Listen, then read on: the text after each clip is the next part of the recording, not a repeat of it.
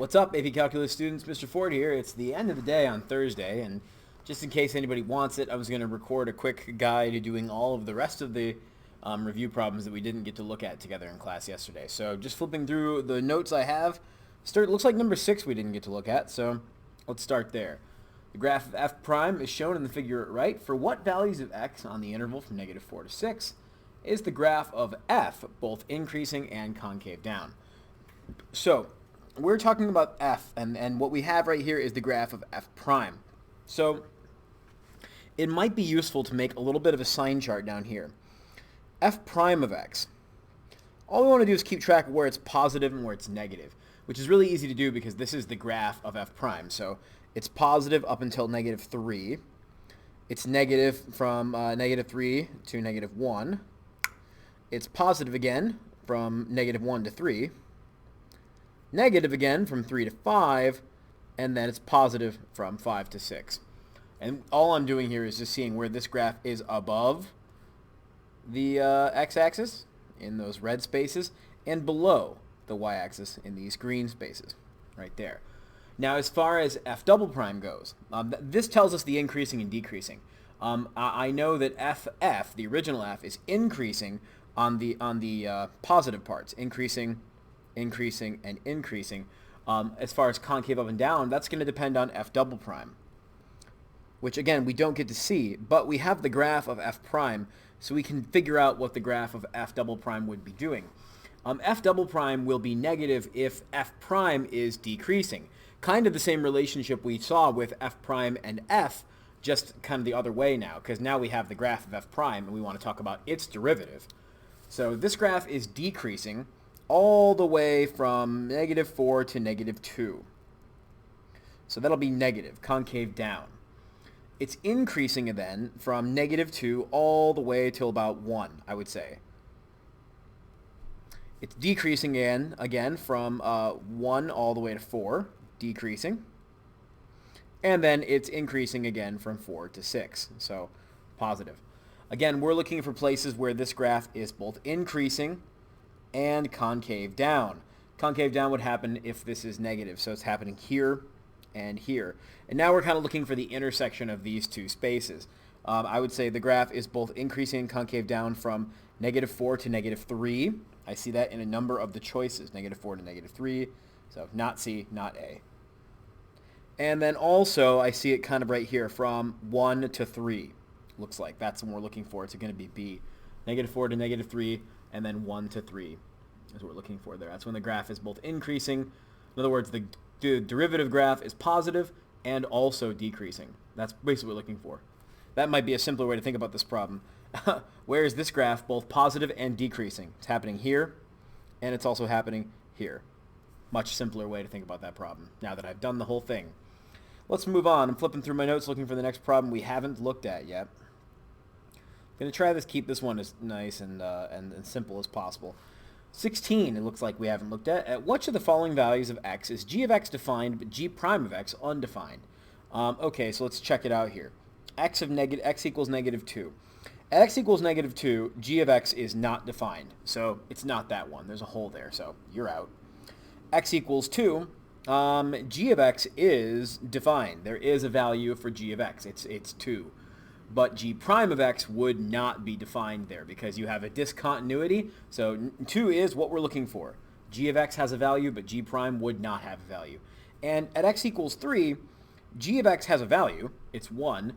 And g prime also has a value because this is a nice smooth curve. And it's what we call differentiable, which is a word that just means smooth or predictable. And so it looks like the only answer is 2, like there. Because... All right, 17. If f of 2 is -1 and f prime of 2 is 3, find an equation of the tangent line when x is equal to 2. This is a pretty straightforward way of thinking about your point slope form. Y minus, why is that so fat? Hang on, I gotta play with my settings here. Y minus y1 equals your slope times x minus x1. They pretty much give you all of this information here right now. The point in question is going to be 2. That's what we used to call x1. Sometimes we call it a in this class. We know that f of 2, or the y value, is -1. So your y is going to be -1. Sometimes we call that f of a.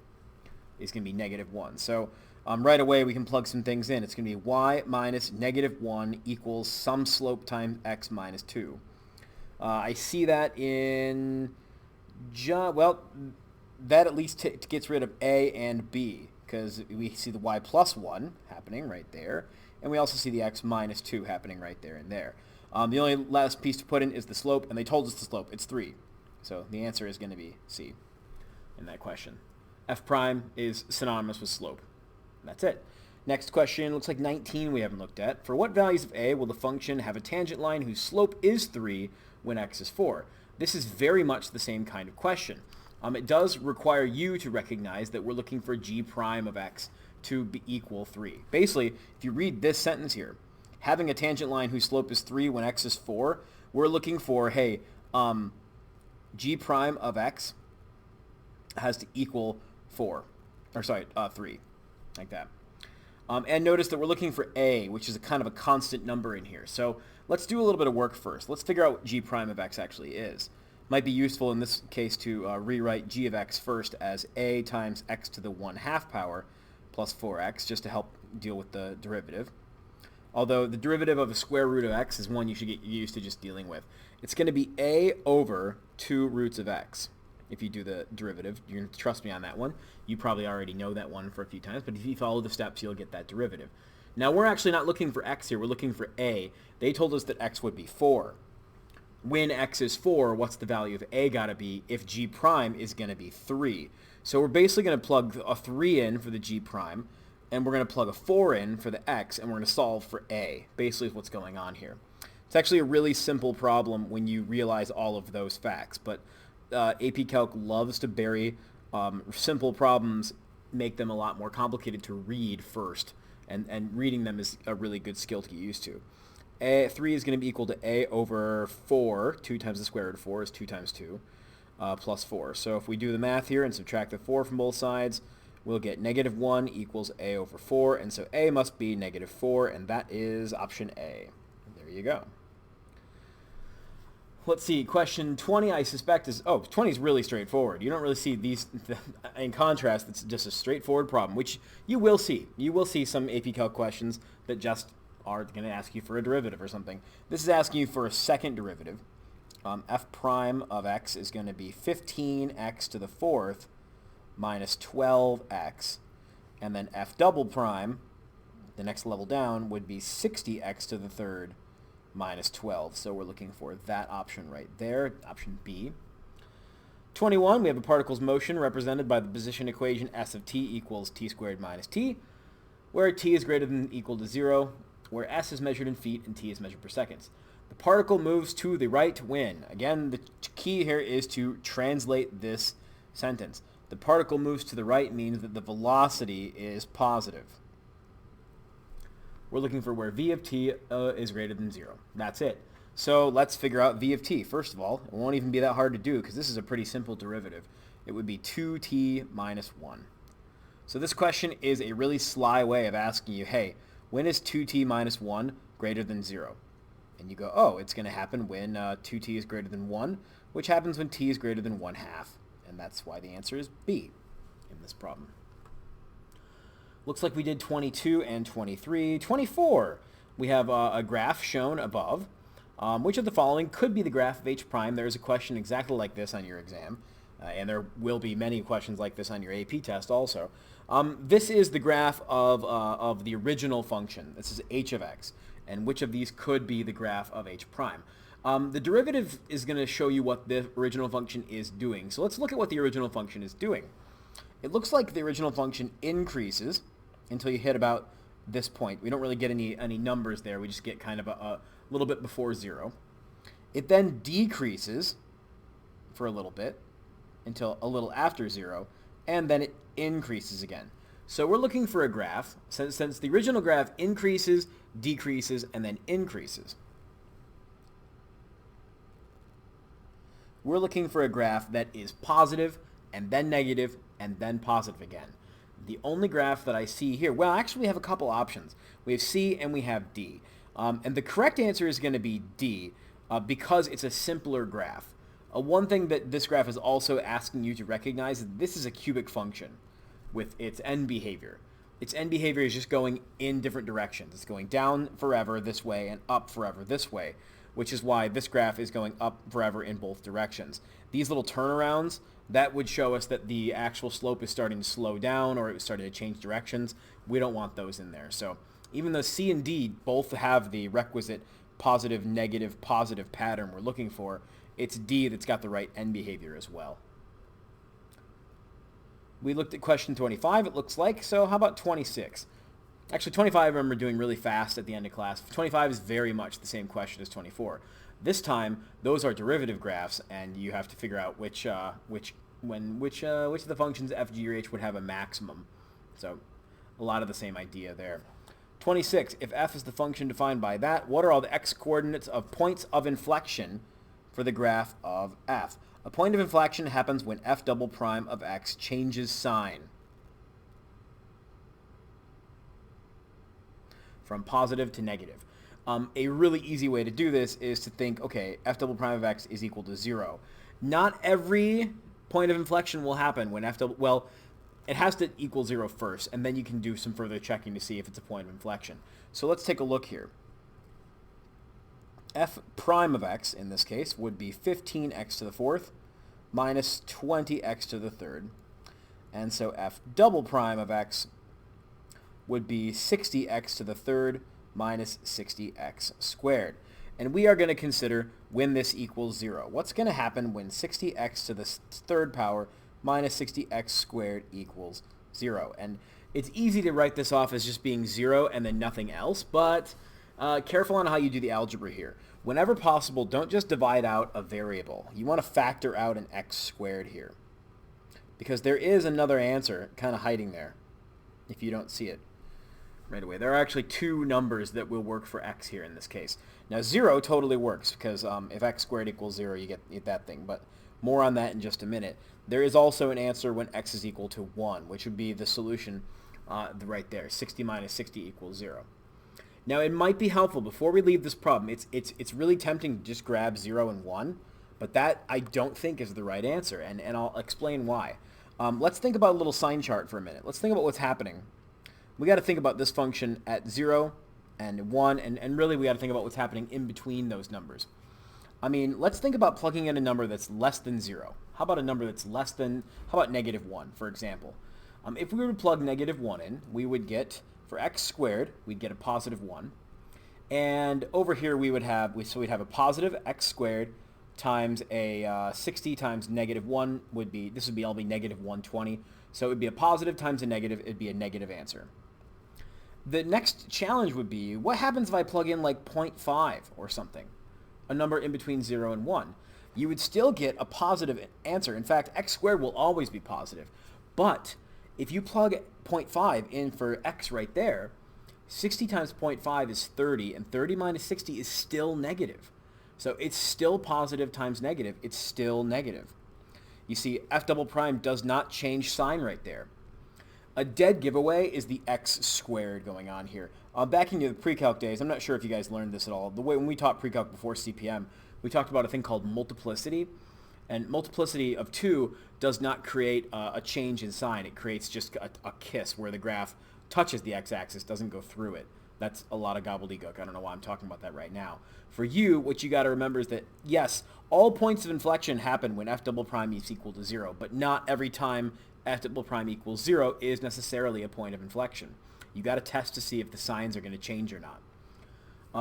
Positive 1, greater than 1 though, totally works. If you plug in positive 1, a number bigger than positive 1 in for x, what you'll get is you'll get a number over here that's bigger than 60, and you'll get a positive number. And it'll be positive times positive, and it'll be positive. So because it changes sign right there, it's only going to happen at 1. That's a really tricky question, so be careful for those points of inflection. 27, let f be a function defined and continuous in the closed interval from a to b. If f has a relative maximum at c, which of the following must be true? So again, we only really get a little bit of information about this thing. I always like to draw pictures for these problems, but you don't need to. This is really just testing to see if you understand some basic vocabulary stuff. So f is a function defined and continuous in the closed interval from a to b. F has a relative maximum at c, and a is less than c, which is less than b. So what that means is that you have an x-axis here, and the order goes a, c, b. Like that. That's what this is telling you right there. You have some function. All we know is that there is a relative maximum at c. So that's it. All we know is that there's a point right there where it's a maximum. Okay, so must it be true then that f prime of c exists? Let's think about these questions. I can't think of a reason why it wouldn't. F prime of x would exist if there was a continuity error, something like that, or a sharp corner. You know, actually, here's the thing. I can draw this graph like this. I don't think number 1 is true, because what if I draw the graph like that? That is a relative maximum at c, and that is also a point where the derivative does not exist because of the sharp corner. So number 1 is false. The green graph disproves it. So questions 2 and 3 both start with if it does exist. So let's pretend that it does. If f prime exists, which would mean you give it a smooth curve like that, then f prime of c has to equal 0. This is going to be true. If you've got a relative maximum going on, a relative maximum or a relative minimum, then you've got what's called a horizontal tangent. And that's going to happen when the derivative equals 0, or in other words, the slope is equal to 0 at that point. So this one is true. This is another one too. If f double prime of c exists, so that would be the second derivative, then f double prime of c is less than 0. In other words, this means that the graph is concave down, which it is if you're looking at the shape of the graph, and it would have to be, because concave down produces maximums. Consider a graph that's concave down. There is going to be a maximum there, versus a graph that's concave up. There is a minimum there. So concave down graphs have maximums, and concave up graphs have minimums. It's easy to draw. I don't memorize that fact. I just draw this picture here, and that's how I memorize that. So I believe that 2 and 3 are correct, and that's why the answer is D. Question 28 is going back to kind of the first thing we did in this class. The flow of oil in barrels per hour through a pipeline on July 9th is given by the graph below. Of the following, which best approximates the total number of barrels of oil that have passed through the pipeline that day? All we are doing here is estimating the area under the curve for the first 24 hours. If you look at the X scale, you've got a scale down there that goes to 24. So that's 24 hours or the first day. So we're basically approximating the area under the curve. Pay attention to the scale here. Each one of these boxes is worth 6, and each of these boxes is worth 100. So every box is actually worth 600. And I believe right there you've got 4 of them that you can pretty well approximate. That would be 2,400. That's why I know the answer is not B, by the way. That's how I also know it's not D or C. Process of elimination means it's got to be A. And that's because up here, you know, these are both reasonably half. I'm just going to draw diagonal lines. Those 2 spots are both reasonably half of one rectangle, so if you put them together, there's another 600. And that's how I think they got 3,000. There's just 5 600s there. 29 is going to ask us about our integral rules here. Given that the integral from -2 to 2 of g of x is 8, and the integral from 0 to 2 of g of x is 3, what is the value of the integral from 0 to -2 of 5 gx dx? I first want to take this and write it a little differently. I think what you're probably realizing right now is that you have a whole piece right here that goes from -2 to 2, and this is a part of it. This only goes from 0 to 2. This integral should be the other part.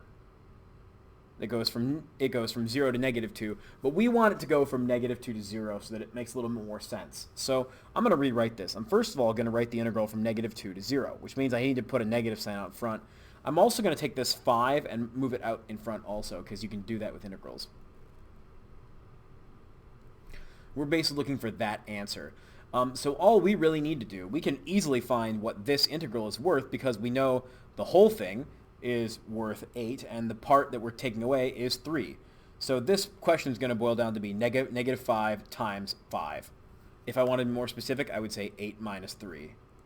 If you wanted to write that instead. It's going to be -25, which is A.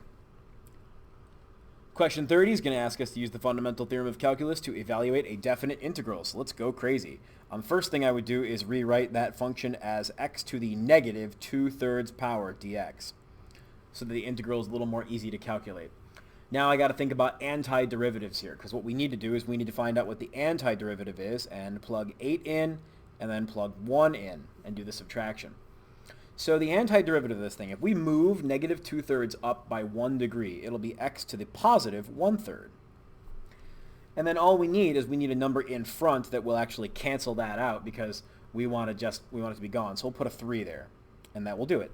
Because the 3 times the 1/3, those will go away, and the 1/3 can drop down a degree to become negative 2/3. I believe this is your capital F of x, like this.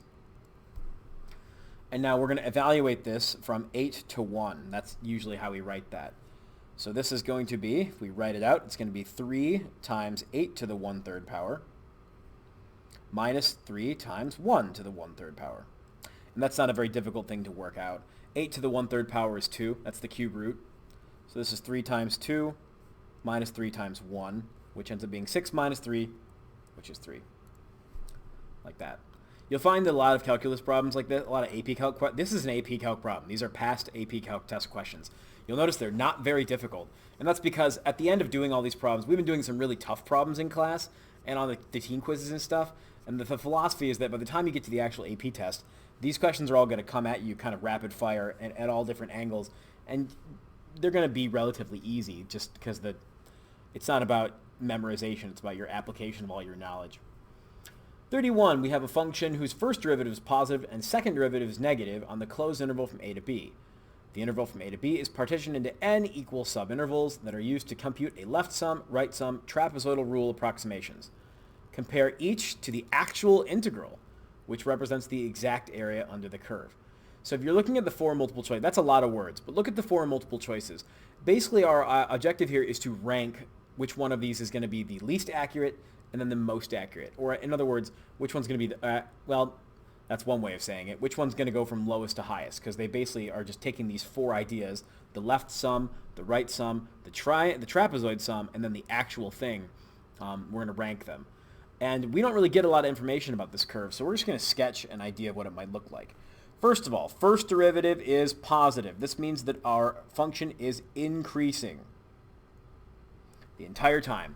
Second derivative is negative. That means it's also concave down. So it might be helpful to just make a sketch of a graph. Let's just draw a quick little x and y axis. We're going to draw an A, and we're going to draw a B. Maybe not make those lines right there, because that's our range that we're going to work from A to B. And all we know is that on this range, the graph is increasing and concave down. So it looks something like this. We don't need to know exactly what it looks like. We just know that's the graph. That's what it looks like. Now, let's just chop it up into 4 pieces just to help our conversation go for a moment. Let's start by considering the left endpoint sum. This one would consist of that rectangle, which is actually not a rectangle at all. It would consist of this rectangle, and this rectangle. So left is the green rectangles that we see. That is not going to be very much. It's an underestimation of the curve in question. Compare that to the right triangle or right rectangle approximation, which would use these 4 points to make the rectangles. 1, 2, 3, and 4. Clearly, you can see from this drawing that the right is going to be bigger than the left. I'll use green because I'm keeping my colors straight here.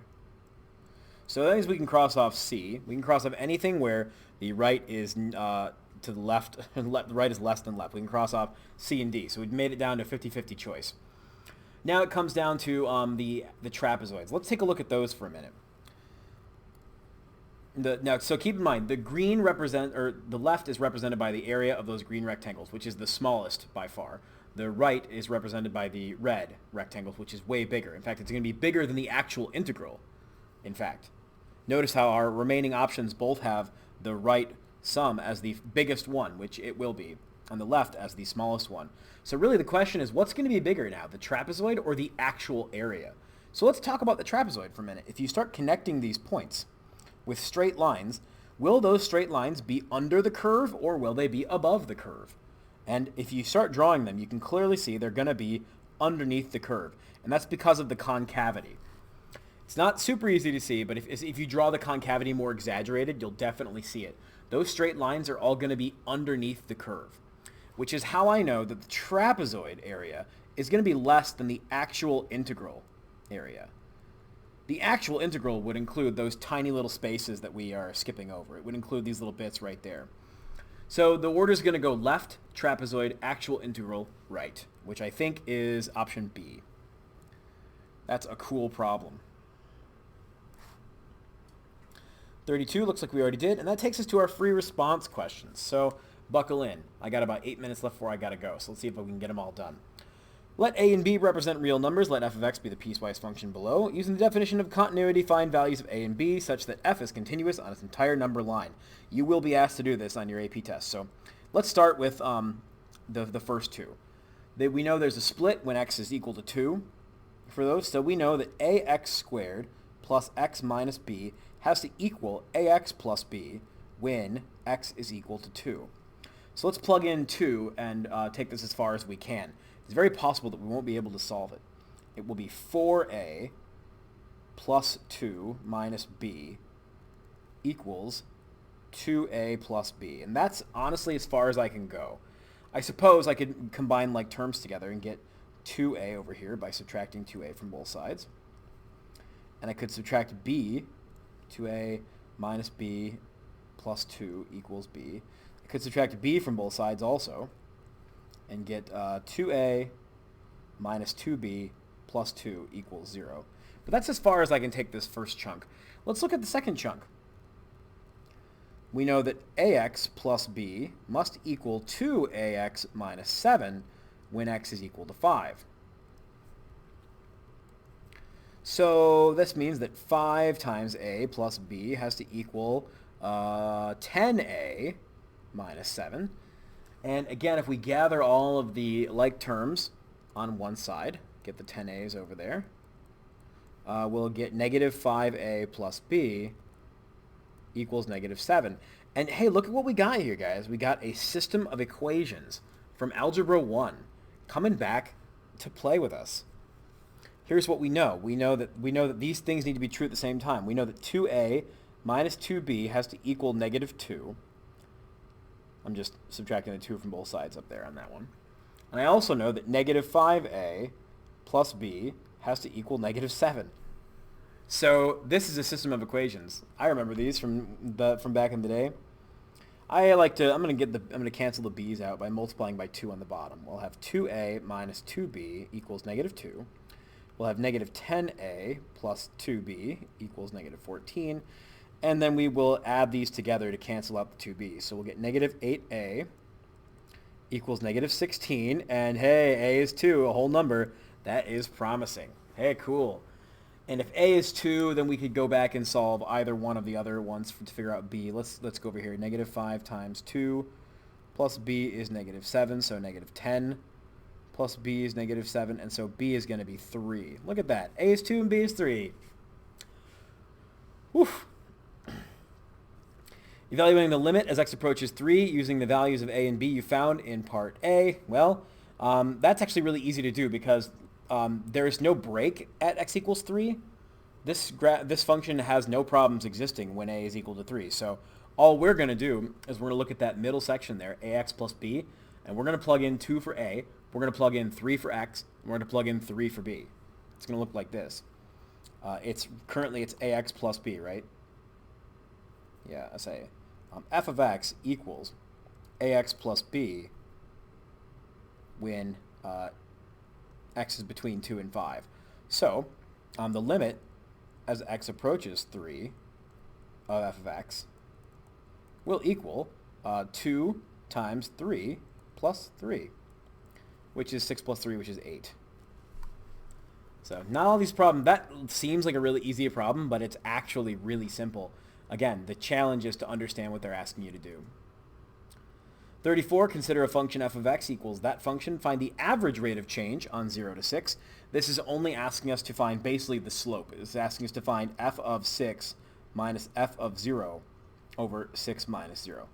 It's exactly what it's asking us to do. Remember, this is calculator free, so you got to kind of use your brain a little bit. 36 minus 6 minus 11 is the first chunk. Minus f of 0, which is just negative 11, all over 6. That's going to be 30 minus, so the negative 11s actually just cancel out. So this is going to be 30 divided by 6, which is going to be 5. There it is. Now, the instantaneous rate of change of f of x, that's going to be f prime, and specifically when x is 4. So finding the instantaneous rate of change of f of x when x is 4 is the same as f prime of 4, like that. So let's figure out what f prime of x is in the first place. It's going to be 2x minus 1. We look at our original function, and so f prime of 4 will be 8 minus 1, which is 7. And write an equation to the line tangent of f at the point where x is 4. Well, here's the thing. We know that x is 4. We're going to need to know what f of 4 is to figure out the y-coordinate. And we're going to need to know what f prime of 4 is, which we already found in the previous problem to be 7. So let's really quickly figure out what f of 4 would be. If we plug 4 into the original function up there, it would be 16 minus 4 minus 11. So 16 minus 15, which is 1. And so we can put it together. It's going to be y minus 1 equals the slope times x minus 4, and then walk away. You do not need to convert this to slope-intercept form. You have done the problem. You have written the equation. Do not do anything else. And 35 looks like we did do together in class, so I feel pretty good about that. Cool. I think you guys are going to do great in this exam. I think it's exciting because having gone through an AP test and picked out questions that I think you know how to do, it's about half of them, which is perfect for where we are right now. And we're only going to get better as we keep seeing these concepts over and over and over again and get more and more fluent with them. So keep it up. You guys are doing such a great job. I'm very proud of you, and welcome to the halfway point, and I'll see you in the exam tomorrow.